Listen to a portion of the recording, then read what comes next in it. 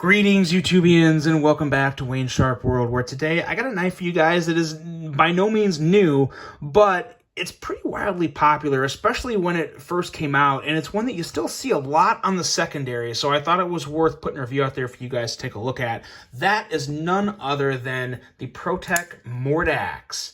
This, to my knowledge, is the first major button lock made in the past 3 years? I'd say 3 years. It was definitely kind of, I think, a shift in momentum for button locks. For very good reason. We're going to go over all that here in just a second. But before I do that, I'd like to thank you guys for tuning in today. If you like what you see, please do me a huge favor. Hit that subscribe button, become a subscriber, follow along, and I will continue to bring you the content. But now let's take a look at some overall specs on this knife right here. We have an overall length of 8.25 inches, a blade length of 3.6 inches, with a cutting edge at 3.4 inches.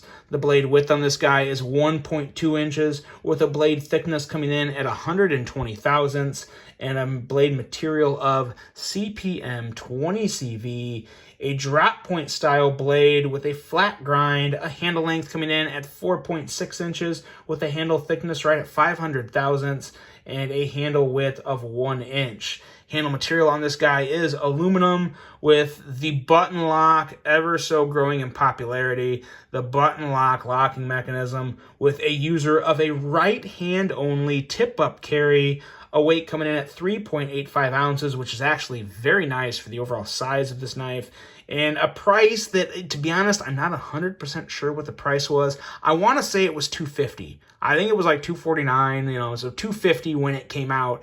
Let me know if I'm wrong. I'm kind of thinking it may have been like $229 or might even been $269, $270. I don't remember. Correct me. I think $250, but let me know if it was something else. In terms of original pricing. But now let's take a look at some size comparisons, and I don't have a lot of comparisons for this guy because we're going to stick to the button lock theme today. So I got two for you. We got the Civivi Cogent, which is probably the best comparison to this knife. Very close in length, a little bit longer. And then, of course, you knew this was coming. The ProTech Malibu, the latest and greatest button lock on the market. Radically different from those two in terms of overall design. I think ProTech took the Mordax and kind of put it in a smaller package and definitely made some improvements. On the button lock area there in terms of the detent. But there's those for you. As you can see, this is definitely a big knife. The Cogent is not a small knife. The Malibu is probably a little more in the mid-size range in terms of what someone would consider to be a bigger small knife. Definitely medium in my opinion. So now let's get to talking about just this knife. And we may bring back the Malibu for a couple of the comparisons throughout the review. But let's just start with the blade. It's actually a very basic blade in terms of aesthetics. Just a good old drop point with a little bit tip set back a little more than normal, with a lot of belly going up to the tip. Very nice in terms of blade shape. But cutting geometry is not really that great. It's really the only downfall of this knife, in my opinion. You got an edge coming in at 28 to 29 thousandths, and it cuts like it. Not a slicey blade at all. A cutter, I mean, you can definitely cut things with it.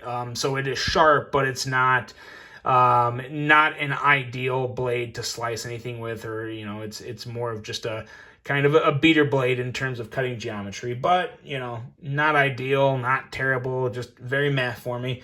And it's a shame because outside of that, it really is a fantastic blade. I love the aesthetics and the ergonomics factor into the blade because you got that amazing choil. So this, if you guys probably know, this was designed by Ferrum Forge.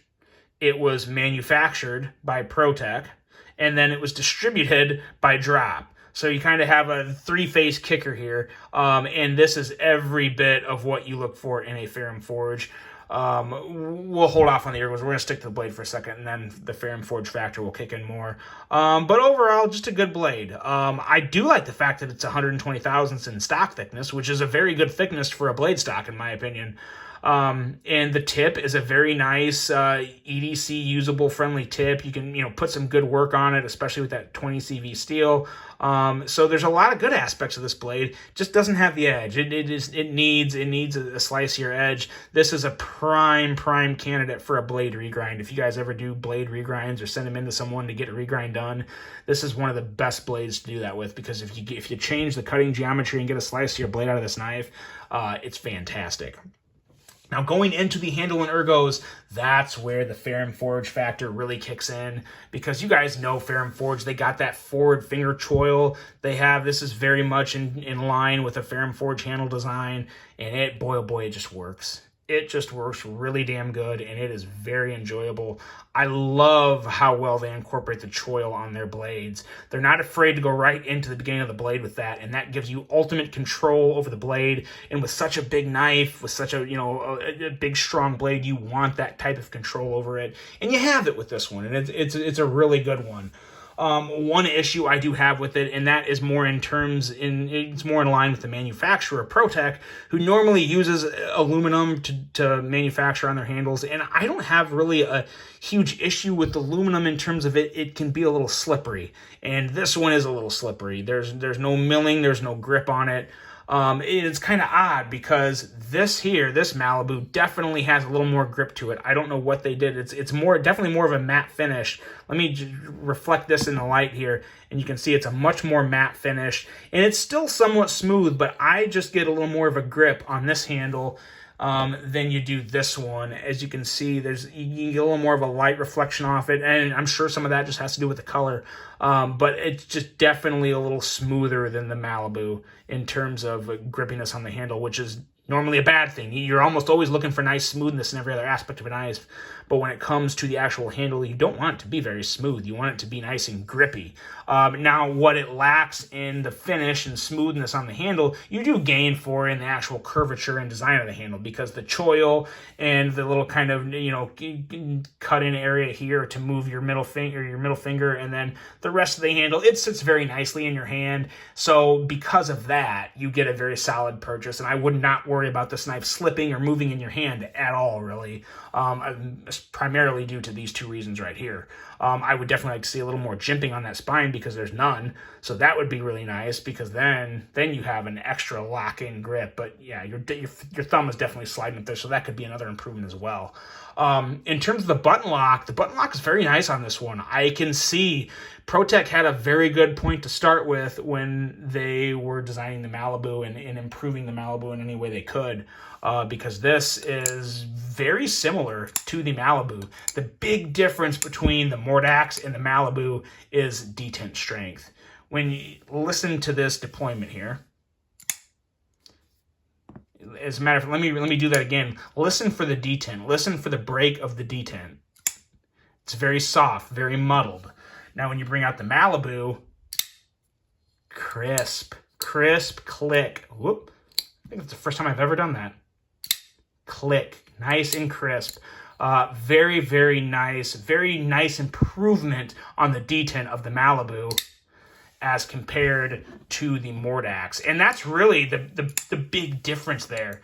It still has that same nice fidget factor, and the action is still actually very nice and smooth.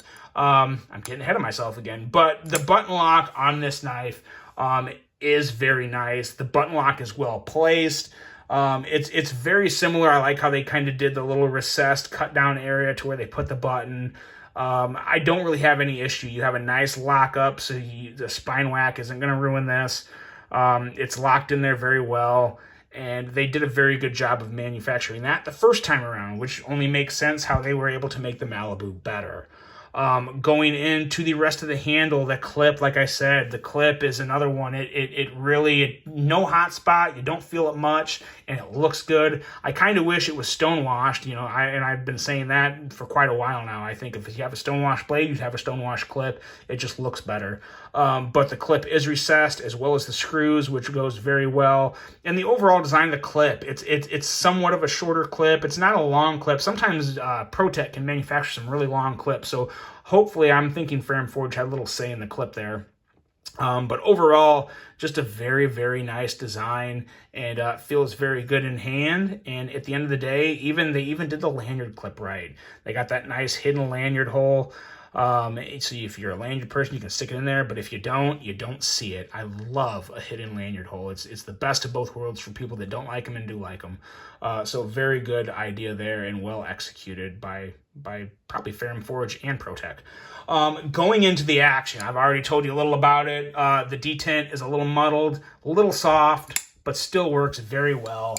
The blade flies out pretty good. This is a heavier blade too, keep in mind. This is not, just comparing these blades, much smaller Malibu blade. So you're bound to have that difference in terms of, just how quick it whips out. Between blade weight and detent, that's the complete difference in the Malibu and the Mordax.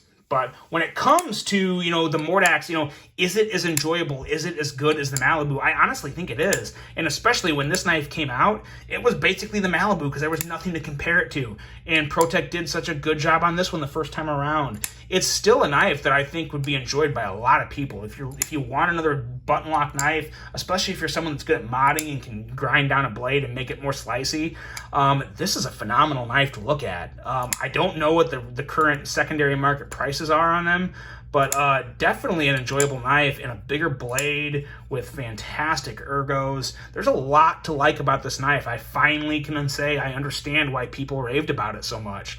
And the acoustics are very good. A lot of nice tinks. Very good. Listen to that. Probably just sounds good with me not talking, right? Nonetheless, though, guys, this is a great knife. It's one I would recommend all day, any day to anyone looking for a button lock knife. You got that Made in America label. You got the ProTech quality, the premium materials, the Ferrum Forge design.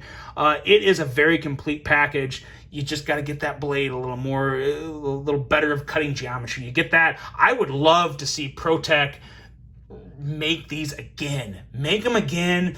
Slice your blade. You don't even need to make, maybe a little milled pattern on the handle would be fantastic. You do that, this would be a harder knife to get a hold of than the Malibu, and I'll guarantee that right now. If they remanufactured this with a slice your blade and milled handle, or textured milling handle, it would be more popular than the Malibu. I really do like it. I think it's great. It's one I would definitely recommend if you're looking on the secondary market or thinking about it. I wouldn't hesitate pulling the trigger on it. So let me know what you guys think about this version, and how excited are you about button lock knives moving forward. I think it's definitely going to be a trend in the industry this year.